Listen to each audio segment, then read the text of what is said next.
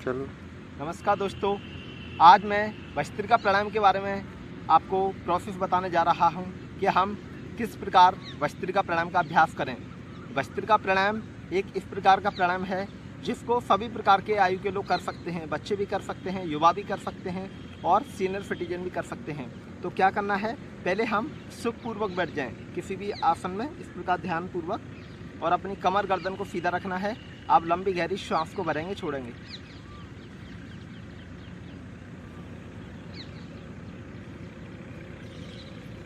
दो से ढाई सेकंड में श्वास को धीरे धीरे भरना है, 2 से ढाई सेकंड में छोड़ना है।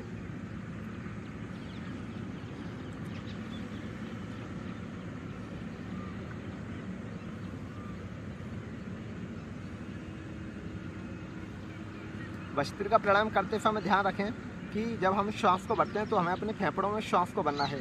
जब हमारा डायफ्राम फूलेगा तो निश्चित हमारे फेफड़ों की क्षमता बढ़ेगी। जब हमारे फेफड़ों की क्षमता बढ़ेगी तो हमारा इम्यूनिटी पावर अच्छी होगी और हमें जो कफ से संबंधित रोग होते हैं, जैसे सर्दी है, खांसी है, जुकाम है, एलर्जी, साइनस, नजला, दमा, अस्थमा आदि जो कफ के रोग हैं, इनमें विशेष लाभ करता है हमारा भस्त्रिका प्राणायाम।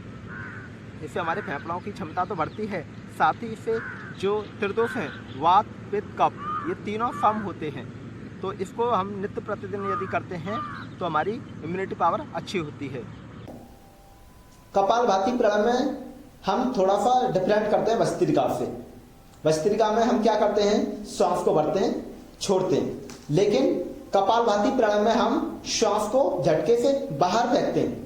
देखिए इस प्रकार हम बैठ गए और सांस को बाहर छोड़ते हैं झटके से। 1 सेकंड 1 स्टॉप, 1 सेकंड में एक बार सांस को बाहर फेंकना है। तो ये हुआ इसका राइट मेथड, 1 सेकंड में एक बार सांस को बाहर छोड़ना। अगर कोई स्टार्टिंग में इसको अच्छे से नहीं कर पा रहा है तो इसके और भी 2-3 तरीके हैं। हम क्या करें, फूंक मारें मुंह से इस प्रकार।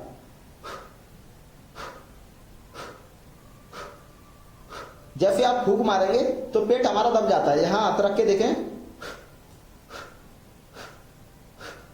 पेट को हमें दबाने की आवश्यकता नहीं होती। इसमें हम क्या करते हैं, in this pranayama we are only exhaling 1 second 1 stop. चलेगा, अगर कोई हेल्दी है तो 5 मिनट करें तो भी चलेगा। अगर कैंसर जैसे भयानक रोगों में, क्रिटिकल डिजीज में हम इसको आधा घंटा 1-2 घंटे भी कर सकते हैं। अब इसके एडवांटेजेस क्या है। Kapalbhati pranayama is the solution of 99% diseases like gastric problem, liver problem, kidney problem, heart blockage, skin problem, intestine problem, appendix problem, hernia problem. These all diseases cured by the Kapalbhati pranayam, and it is much useful for everyone. अगर इस अभ्यास को, कपालभाति को सभी करते हैं तो देखेंगे कि जितनी बीमारियां हैं या हो चुकी हैं या होने वाली हैं, सभी बीमारियों में हमारा लाभ करता है कपालभाति प्राणायाम। किस प्रकार अनुलोम विलोम प्राणायाम का अभ्यास करें, तो सर्वप्रथम हम सुखपूर्वक बैठकर अपनी राइट हैंड को उठाएंगे, दाएं हाथ को, और 3 उंगलियों का हमें उपयोग करना है, अपने अंगूठे का और बीच वाली 2 उंगलियों का। तो पहले हम अपनी दाएं नासिका को दबाएं अंगूठे से और बाएं नासिका से धीरे धीरे श्वास को भरना है। फिर अपनी बीच की 2 उंगलियों से बाएं नासिका को दबा के दाएं नासिका से श्वास को धीरे धीरे बाहर छोड़ना है। फिर से हम इसमें ध्यान रखना होता है, जिससे हम श्वास को बाहर छोड़ते हैं उससे दोबारा श्वास को धीरे धीरे भरना है। फिर हम अपनी दाएं नासिका से श्वास को भरते हैं।